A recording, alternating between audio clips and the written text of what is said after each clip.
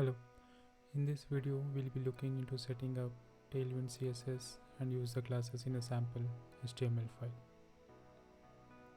As for prerequisites, we'll need a Node.js installation, npm or yarn, terminal and VS Code editor.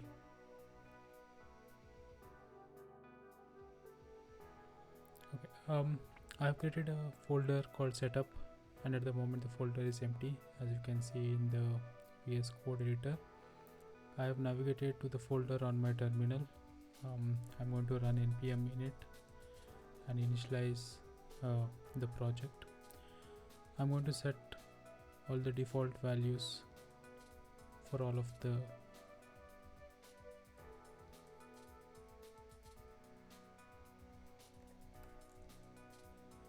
As you can see, a new package.json file has been created in our folder.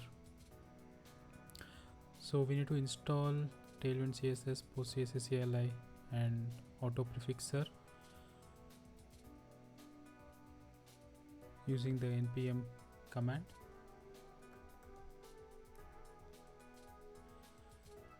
So we'll be using the Tailwind plugin in post CSS build chain.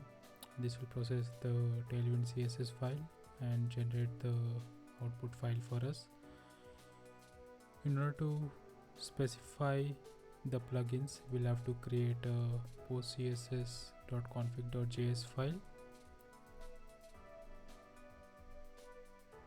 So let me create a file for that.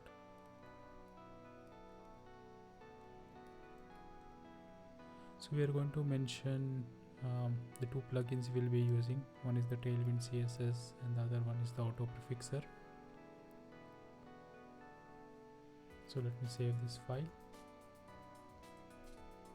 So now we'll create a source folder, and here we'll create our Tailwind CSS file, and we'll import all of the different modules that Tailwind exposes, that is the base, components and utilities.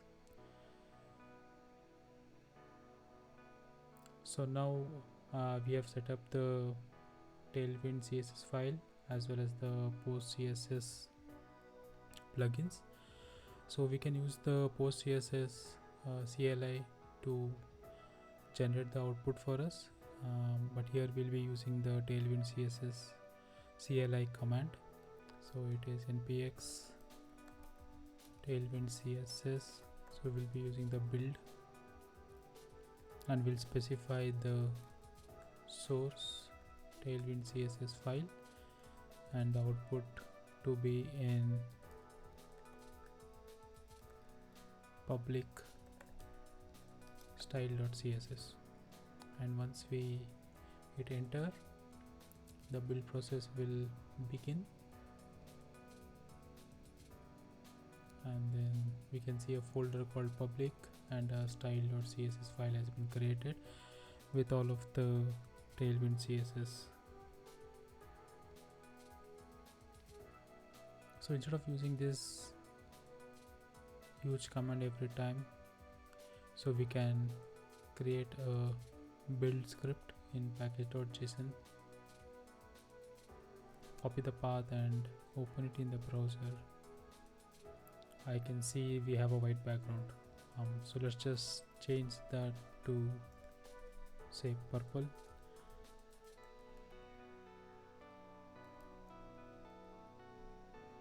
Save the file, refresh again.